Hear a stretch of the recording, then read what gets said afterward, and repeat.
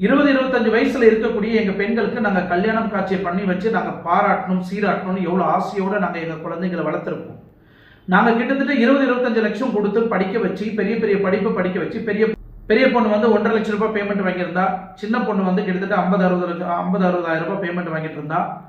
இந்த பேமெண்ட் எல்லாம் யார் கொடுப்பாங்க? கிட்டத்தட்ட 10 வருஷமா ஈஷா மையத்திலேயே எங்க குழந்தைங்களை வந்து அடைக்கப்பட்டிருக்கு. அவங்களுக்கு போதை மரத்தை கொடுத்து அவங்களோட போதகத்தை மூளைக்குள்ள ஏற்றி அவங்க மதி மயக்கத்துல என்ன பேசுறாங்கன்னே தெரியல. எங்களுக்கு எதிர்ப்பாவே எங்க குழந்தைங்களை திருப்பி விட்டுருக்குறாங்க. கிட்டத்தட்ட ஒரு குழந்தை மேலேயும் 2 கோடி ரூபாய் இது வரைக்கும் நான் வந்து இழந்து போயிருக்கிறேன்.